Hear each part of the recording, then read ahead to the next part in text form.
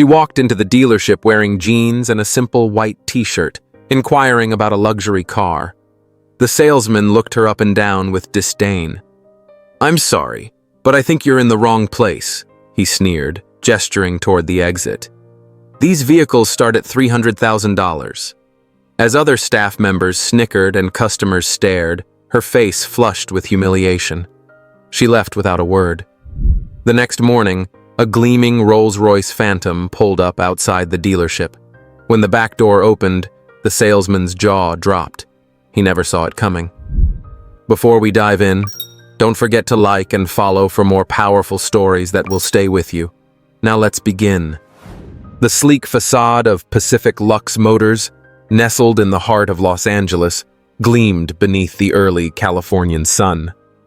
Massive glass panels offered a full view of the kind of cars that didn't just turn heads, they stopped hearts.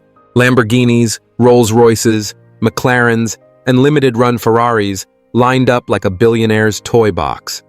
Through the double-glass doors walked Dolphia Lee Parker, her presence unassuming, yet quietly commanding. Her chestnut hair was tied in a loose ponytail that swayed gently as she moved, and her outfit, just a soft cotton tee, faded Levi's, and a pair of worn Converse, spoke more of comfort than extravagance. At 36, Dolphia had a calm assurance in her stride, the kind that didn't need validation. She knew who she was, and she didn't need a designer label to prove it. What wasn't written on her clothes or revealed by her understated appearance was her legacy.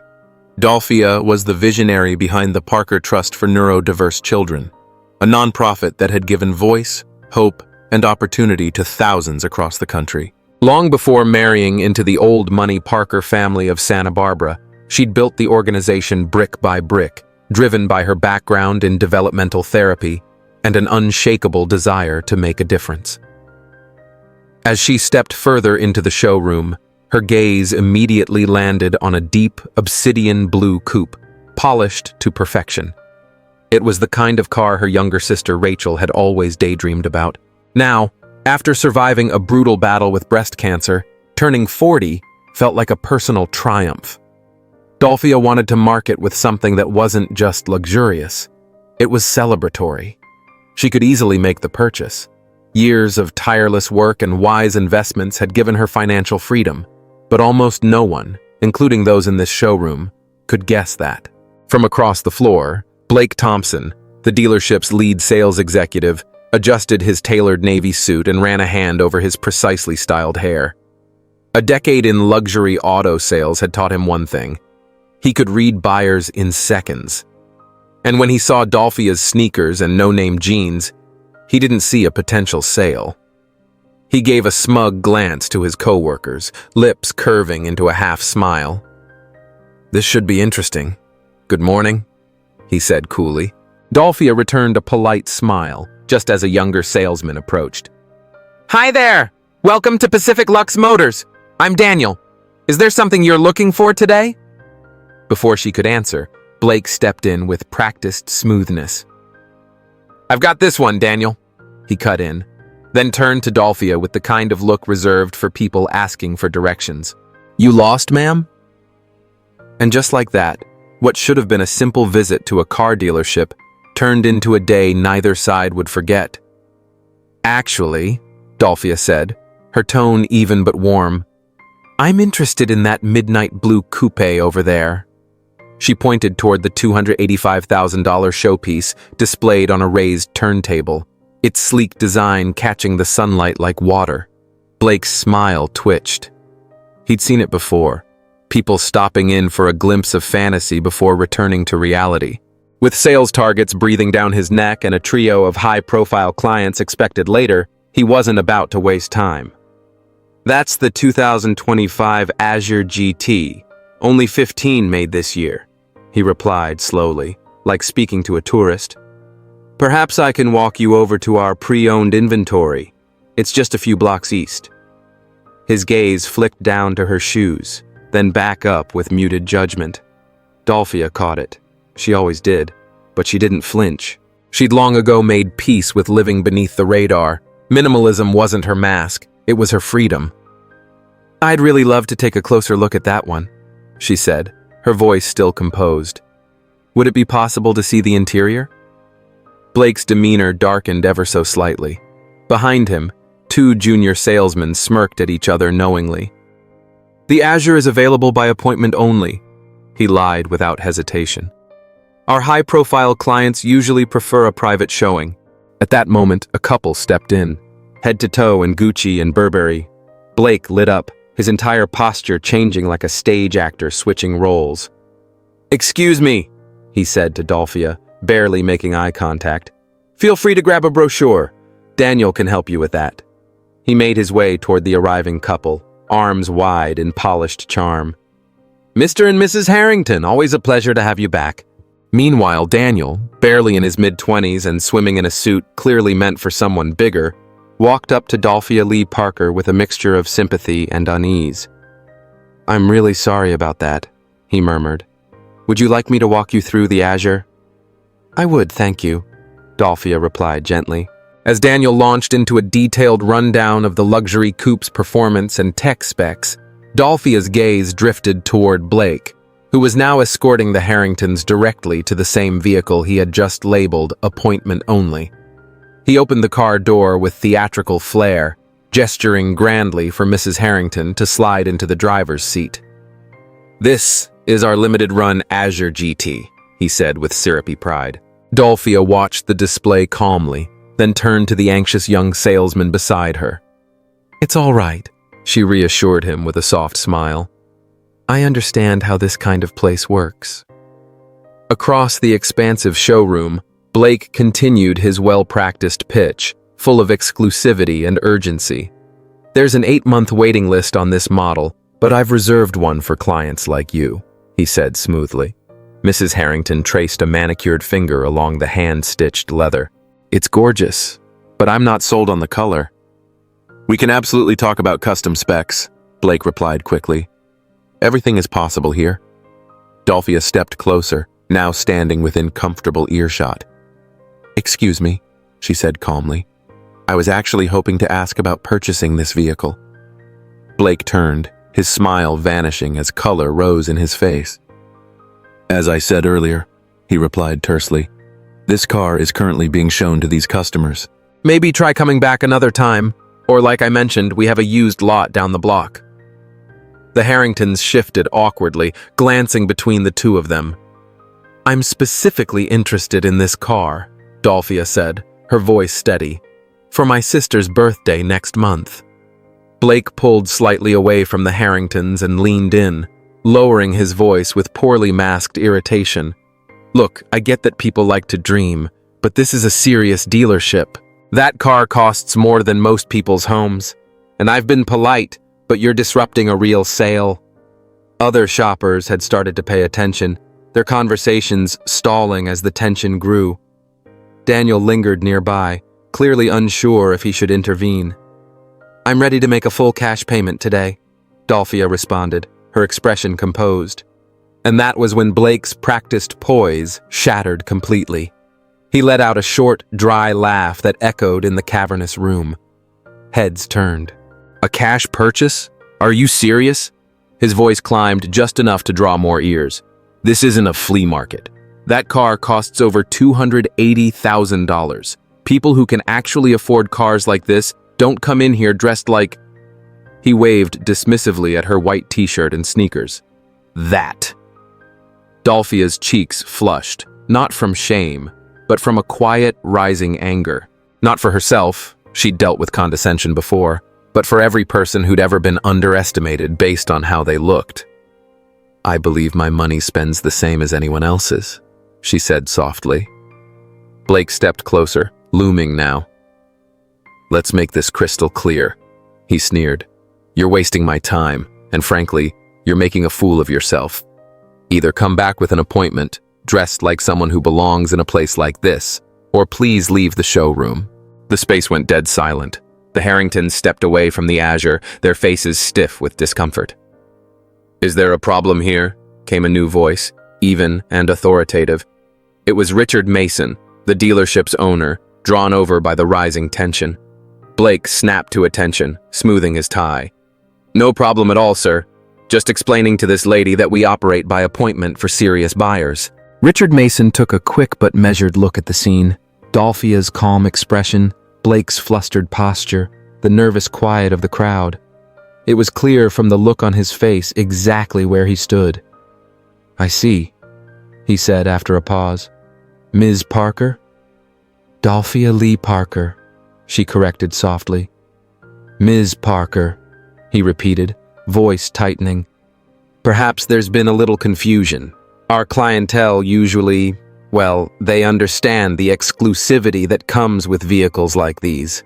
"I understand perfectly," Dolphia replied, her voice calm and even, though a quiet burn of indignation simmered just beneath the surface.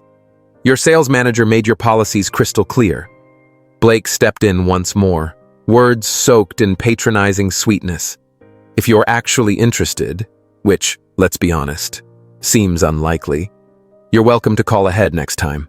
But I'd recommend showing up with proof of funds and maybe something more appropriate to wear." He swept his hand toward the line of gleaming luxury cars behind him. "These vehicles are built for a particular kind of buyer."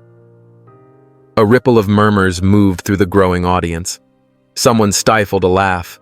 Dolphia glanced around at the faces, some curious, others amused, then back to Blake's smug grin and the silent complicity etched across the owner's features. She had known what judgment felt like. But this? This was bold, unfiltered prejudice dressed up in suits and showroom polish. "I see," she said again, the words quiet but sharp. With her chin lifted and her pride unshaken, she turned and began walking toward the exit. Behind her, Blake's voice floated just loud enough to sting. "Some folks just don't know where they belong." As the morning sun spilled through the glass doors, Dolphia stepped out into its warmth, the sting of humiliation still fresh, but her hand was already reaching into her bag. She pulled out her phone, and while her cheeks still carried the heat of what had just happened, a small, steady smile began to form as she dialed. The Parker estate stretched across 5 serene acres in the hills of Montecito, California, a place where wealth whispered instead of shouted. Its classic craftsman architecture, tucked behind old oaks and blooming jacarandas, offered no hint of the fortune behind its gates. Dan Blcoker liked it that way. At 41, the former actor turned media entrepreneur had taken his post-Hollywood career in unexpected directions, building a quiet empire focused on educational tech and family programming, all while staying far from the spotlight he once lived under. When Dolphia Lee Parker stepped into his study, Dan looked up from his laptop without hesitation, pushing his reading glasses onto his head as he rose from the leather chair. 15 years of marriage had made him fluent in her silences. He read her mood the moment their eyes met. Something wasn't right. "What happened?" he asked gently, circling his desk to meet her halfway. Dolphia sank into a caramel leather armchair, her composure calm but weighted, as if the morning had dropped invisible bricks on her shoulders. "It was enlightening," she said, her mouth curving into a dry smile that never made it to her eyes. Then she told him everything: the dealership, the sneers, the insult hiding beneath polished manners, the judgment, so casual it was almost rehearsed. As she recounted every moment, Dan's expression hardened, but he said nothing, letting her speak without interruption. "It's not about me," she finished, her voice softer now. "I have the privilege of walking away knowing the truth. But how many people get treated like that every day without the comfort of knowing they actually could afford what they're being denied?" Dan nodded slowly, his jaw tight. In all their years together, it was this part of Dolphia that had always struck him most deeply. Her ability to hold grace in the face of injustice and to still care more for others than herself. "So," he asked after a beat, "what do you want to do about it?" "Part of me wants to just walk away," she admitted, brushing an invisible thread off her jeans. "Get Caroline's birthday gift somewhere else and be done with it. But then I keep thinking about that young guy, Daniel, who treated me with respect, even when the others didn't bother to see me. And I think about everyone who doesn't have the means or the voice to push back." She looked straight at Dan, eyes steady. They need to understand that worth isn't measured by designer shoes or a watch brand. But I don't want revenge. I want awareness. Dan leaned back, fingertips steepled, gears turning. I think I might have just the idea, something that makes a point without causing a scene. Nothing too over the top, Dolphia warned, giving him a knowing glance. No buying the dealership and firing everyone on the spot. Dan laughed, a low rumble. Nothing that dramatic, he promised, his eyes glinting with something just shy of mischief. But maybe a little education wouldn't hurt. Together, they shaped the plan. Not a scheme for payback, but a thoughtful gesture that might challenge assumptions and spark reflection. Something more meaningful than simply proving a point. Are you sure you don't want to come? Dan asked when everything was set and ready to unfold the next day. This isn't about me needing to watch them squirm, Dolphia said with a quiet smile. It's about them learning to see past the surface. She paused, her smile growing just a touch. But I expect a full report. As the sun dipped behind the Santa Ynez Mountains, casting golden shadows across their home, Dan made a series of quiet calls, each one a piece of the plan falling into place. What tomorrow held wasn't just a lesson in humility. It was a challenge to see people not by what they wore, but by who they were. Not just for Blake Thompson, but for every person inside Pacific Lux Motors. If you're enjoying this story, hit that subscribe button and join our community of story lovers. Now, let's get back to see what happens next. And docentes yestate besiert sto. The following morning arrived with crisp California skies and a breeze that whispered promise. Blake Thompson stepped into Pacific Lux Motors with his usual swagger, adjusting the knot of his cobalt tie with practiced flair. The previous day's encounter with the underqualified woman had already become cocktail hour fodder, another ridiculous tale to entertain his colleagues, just another case of someone confusing dreams with reality. The showroom sparkled under expertly placed spotlights. Sleek exotics sat in precise formation, each one designed to seduce the senses and sell an aspiration. Blake had just wrapped the morning briefing, where he reiterated one of his golden rules. Let's be clear, he told his team, pacing before them like a general before battle. Our time isn't for everyone. We serve a refined clientele. This isn't arrogance, it's smart business. Daniel, the youngest among them, kept his head low and his mouth shut, his discomfort almost visible. Blake clocked it, filing away a mental note to school him later on how to read serious buyers. At exactly 10:17 a.m., a low velvet purr outside cut through the hum of showroom chatter. Every head turned toward the glass entrance. A vehicle unlike any other slid into view, its movements as smooth as silk over marble. The chatter stopped cold. Even Blake, numb to luxury from daily exposure, felt a rare flutter of anticipation. A Rolls-Royce Phantom, but not just any Phantom. This one stretched longer, with an extended wheelbase and a custom paint job, a mesmerizing midnight blue that seemed to shift tones with every angle of sunlight. Conservative estimate would place its worth at well over $1.2 million. Is that? Richard Mason, the dealership's owner, emerged from his office, drawn by the hush that had overtaken the showroom. Bespoke Phantom, Blake confirmed quickly, already walking toward the doors. Rare build. Very rare. A chauffeur in a charcoal uniform stepped out, his white-gloved hands moving with the kind of elegance money buys.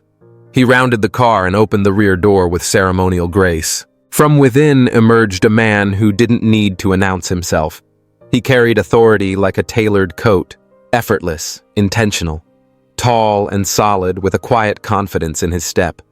His charcoal suit fit so precisely it could have been sewn onto his frame.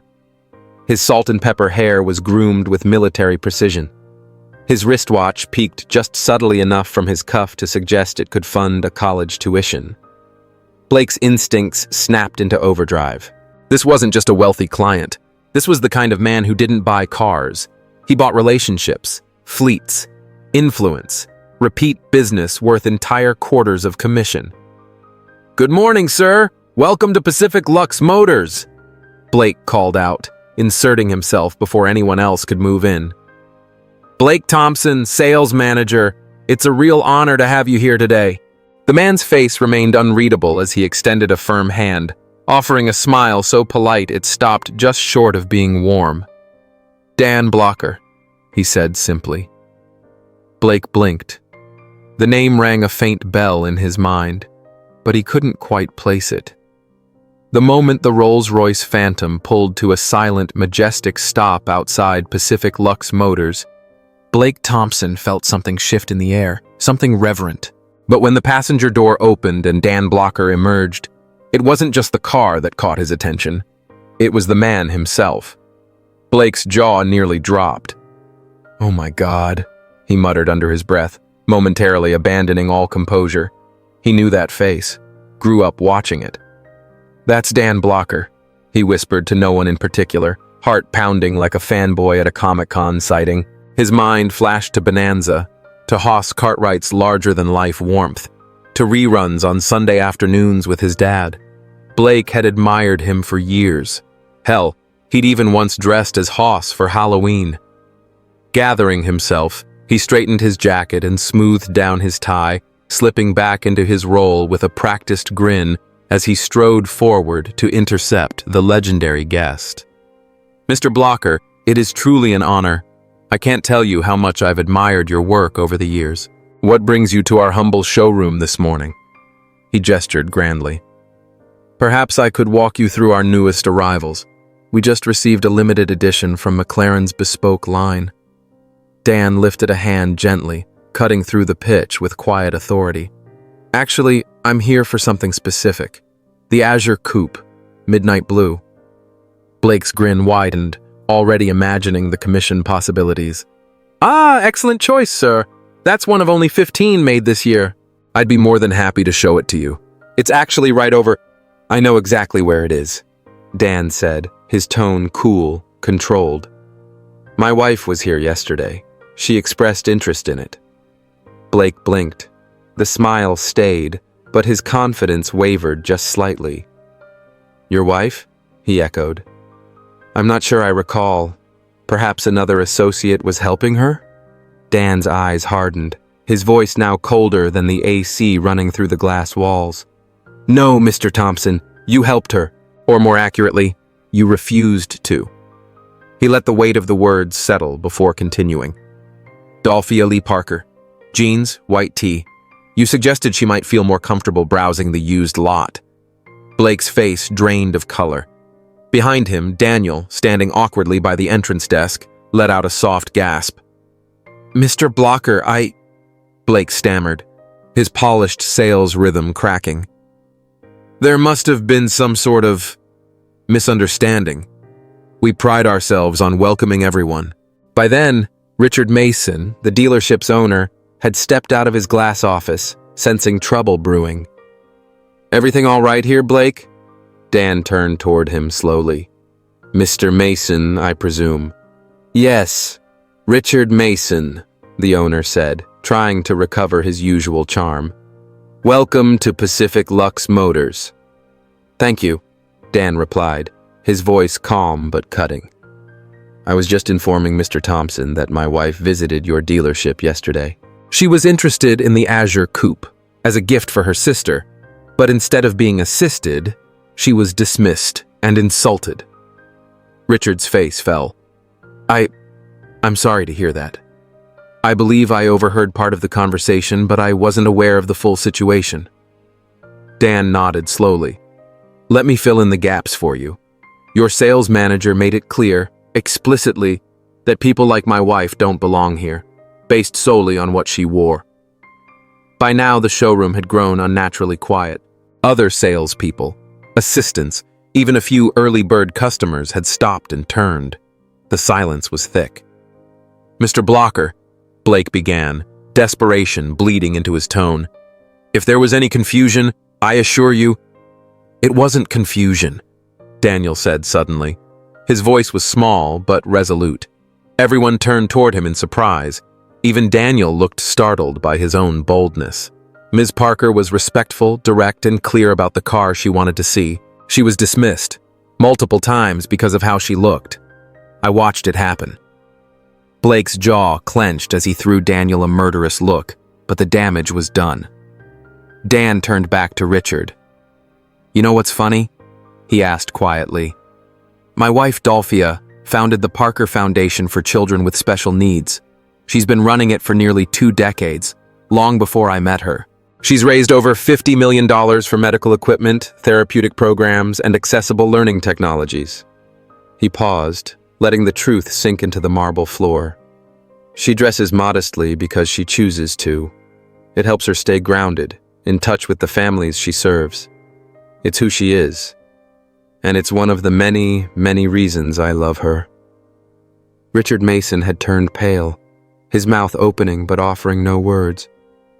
"Mr. Blcoker, I assure you," he finally said, "this doesn't reflect our values. We hold ourselves to the highest standard of service and respect." "Actions speak louder than mission statements, Mr. Mason," Dan interrupted, tone clipped. Then his eyes flicked back to Blake, whose hope seemed to return for half a second as Dan continued. "Now, about the Azure. I still plan to buy it as my wife originally intended, for her sister. But I'm also exploring a full fleet replacement for our Foundation's outreach vehicles." Blake's spine straightened, trying to suppress a smile. 7 vehicles in total," Dan added, "and a few new additions to my personal collection as well." Richard Mason's eyes went wide. A transaction of that scale would single-handedly smash their quarterly targets. But Dan Blcoker wasn't done. "Still," he said evenly, "I'm not entirely convinced this is the right place to invest that kind of capital." The silence in the showroom deepened into something almost sacred. Not even the hum of the air conditioning dared interrupt. Blake Thompson looked as though the floor might give way beneath him. "Mr. Blcoker," Richard Mason began, his voice teetering on the edge of panic, "please believe me when I say, we deeply regret what happened. That experience in no way reflects our values. Allow us the opportunity to make it right." Dan paused, letting the discomfort build just long enough to leave a mark. "There may be a way forward," he said at last, his voice low but resolute, "but it's going to require more than just selling me cars." "Anything," Richard blurted, his head bobbing. "Anything at all." "The Parker Foundation is holding a benefit gala next month," Dan said, locking eyes with Blake. "We're raising money for a new adaptive sports center in Santa Barbara, designed for children with physical disabilities." He turned more fully toward the sales manager. "Blake, I believe your attendance would be enlightening." Blake blinked, his throat visibly tightening. "Sir?" "Not as a guest," Dan clarified, his tone like steel wrapped in velvet. "As a volunteer. Our events need people to help with setup, to assist the children directly, to witness the work being done. It's not glamorous, but it's real." The implication struck deeper than any reprimand. This wasn't about sales anymore. This was about character. Dan turned back to Richard. "You might also want to consider launching a workshop on unconscious bias for your team. I know some excellent facilitators who could help you get started." Richard nodded so fast it was nearly a bow. "Yes, absolutely. That's something we'd absolutely be open to." Dan gave a curt nod, then shifted his gaze to Daniel, the young salesman who had spoken up when it counted. "I'd like you to manage all the paperwork," he said. "Start with the Azure. It's going to my sister-in-law." Daniel's eyes went wide. "Me?" he asked, barely above a whisper. Thank you, sir. I'd be honored." "Good," Dan said firmly. "Now shall we talk through the specs on the corporate fleet?" As they walked toward Mason's office, Dan paused beside the Azure. He ran his hand along the sleek bodywork with quiet appreciation. "My wife," he said with the kind of smile only love can carve, "has incredible taste, doesn't she?" Behind them, Blake stood frozen, his curated world slowly crumbling. The truth had arrived, as sharp and unavoidable as the sunrise. In the end, his true character hadn't been revealed in how he treated the powerful, but in how he dismissed someone he assumed wasn't. 1 month later, The Parker Foundation Benefit Gala transformed the Grand Santa Barbara Hotel into a space pulsing with joy, resilience, and hope. Children in wheelchairs, walkers, and prosthetics moved through the grand ballroom alongside doctors, donors, and community supporters. Near the main entrance, Blake Thompson, no longer dressed in his crisp sales uniform, but instead wearing a simple event staff polo, helped guide guests and gently adjusted the brakes on a young boy's wheelchair. The weeks leading up to the event had changed him in ways he hadn't anticipated. What began as a professional obligation had turned into something personal. Watching these kids face challenges he'd never considered, with grace he couldn't have imagined, had quietly rewired him. Across the room, Dolphia Lee Parker, radiant in a modest sapphire blue dress, approached with the same calm dignity that had disarmed him the first time, though now he understood the weight it carried. "How are you finding the experience, Blake?" she asked, her voice warm but purposeful. He paused, truly reflecting before answering. "Humbling," he said at last, "and necessary." Dolphia nodded. "Thomas seems to have taken a liking to you," she said, her gaze drifting to the boy in the wheelchair. "He's teaching me about adaptive basketball," Blake replied, the faintest smile tugging at the corner of his mouth. "Thomas seems to have taken a liking to you," she observed, referring to the boy in the wheelchair. "Apparently my shooting form is tragic." That drew a genuine warm laugh from Dolphia Lee Parker. "Thomas is a blunt coach, but he's usually right." Blake's smile faded slightly as he took a steadying breath. "Mrs. Parker, I know I've already apologized in an official capacity, but I need to say it face to face. I'm deeply sorry for how I treated you. There's no excuse." "You're right," she replied, her voice gentle but firm. "There isn't. But the real question is, what have you learned?" He nodded slowly, as though each word came from a place carved by reflection. That worth isn't measured by appearance or position or even possessions, and that everyone deserves respect until they give you a reason not to, not the other way around. "Those are good lessons," Dolphia said, her eyes kind but steady. "Expensive ones too, I'd imagine." Blake gave a wry nod, the memory of what had been lost still fresh. When Dan Blcoker chose to purchase only the Azure and walked away from the rest of the corporate fleet, the sting had been sharp. "Worth every penny," he said sincerely. Across the ballroom, Dan approached, placing a reassuring hand on his wife's shoulder. "Blake was just telling me about his progress," Dolphia explained with a small smile. Dan nodded. "I heard you've gotten quite involved with the adaptive sports program." "Yes, sir," Blake replied. "Actually, I've signed on to continue volunteering, beyond my, required term. And I've also been working closely with Mr. Mason to restructure our customer service model. No more judging people by what they're wearing when they walk through the door." Dan's expression softened. "I'm glad to hear it." Then, with a half smile, he added, "Which reminds me, that fleet I mentioned last time? We're still in the market. Think you'd be up for handling that transaction?" Blake blinked, clearly caught off guard. "Daniel's spoken highly of how you've been mentoring him." Blake's face shifted from surprise to quiet gratitude. "Mr. Blcoker, I'd be honored. Truly honored." Later that evening, as the gala began to wind down and laughter echoed across the chandeliers of the Grand Santa Barbara Hotel, Blake watched Dolphia and Dan Blcoker move through the crowd. They didn't command the room with wealth or titles, but with presence, stopping to kneel beside children, greet parents, and thank volunteers by name. Blake stood near the photo booth, helping Thomas back into his chair. The boy looked up at him with that same mischievous spark. "You know what, Mr. Blake?" he said with a toothy grin.